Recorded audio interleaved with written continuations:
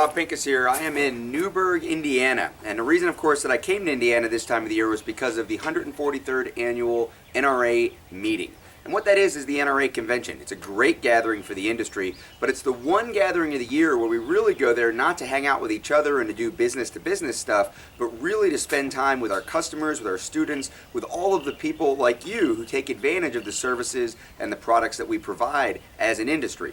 There are rallies, there are meetings, there are concerts, there are all kinds of things going on, but the main attraction for the well over 50,000 people that came to Indianapolis this past weekend is, of course, the convention floor, where people get to hang out with all of the people who make the great products, the guns, the accessories, the holsters, all the things that we all buy and use, not just for personal defense, but also the sporting arms, all the hunting arms, all the collectible firearms and accessories that, of course, the industry is full of. Main reason I went there was to hang out with the other combat-focused shooting instructors and Personal Defense Network contributors to put on seminars. We did 2 seminars a day, and there were almost 3,000 people that actually took place in those seminars. So at one point we had standing room only. Other busier times of the show we might have had 300 or 400 people in the room. But either way, we put out a lot of great information. I'm going to show you some excerpts from one of those presentations, but first I wanted to talk in general about the idea of distance education. The idea of learning through video like the one you're watching right now, and of course like the videos that we put out at PDN.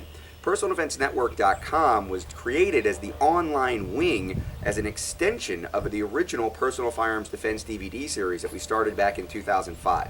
Well, to date, we've shipped over 6 million DVDs, and there is no doubt in my mind that people have benefited from those, that they've actually become educated. They've learned things. They've taken the information they get from those DVDs, they put it into practice in their everyday life, they share it with their family, they share it with their people, and of course, they come out on the range like we're getting ready to do here this morning, and they actually get to practice the physical techniques that they learned from a DVD. So whether it's something like the concepts that are taught in our counter ambush course, the concepts and the physical techniques that I went over when we were actually in the seminar room on defensive shooting skill development, or even the concepts that people put into place for home defense, learning more about locks and doors and barricades and actually how to train with your family and talk to them about tactics. That was another one of the seminars that we did this week in Indianapolis.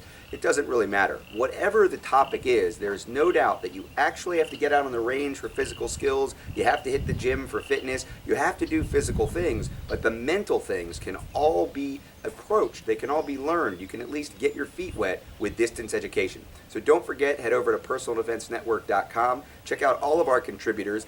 From the Personal Defense Network website, when you see their articles, when you see their videos, if you get a chance to get one of the DVDs that they're on, go to their website, see what they have to offer. Most of them have blogs, they have other videos they do, YouTube channels. There is a plethora of information out there in the industry.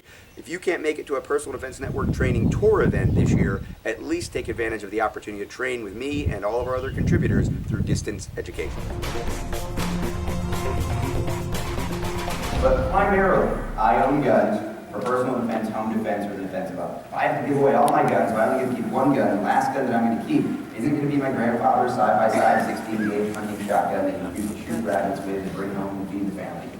Right? It's going to be a Glock 9mm, or an M&P 9mm, or an XD 9mm. It's going to be a defensive gun. It's going to be probably a gun that I can carry conveniently and use at home if I need to, and that I could defend others with if I needed to, including the defense of our way of life in that worst-case scenario.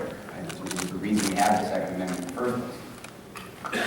How many people also agree, raise your hand, that you primarily own firearms for personal defense, home defense, or defense of others?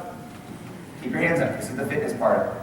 This is the fitness part. Keep your hands up. We have video cameras on all of you. Keep your hands up.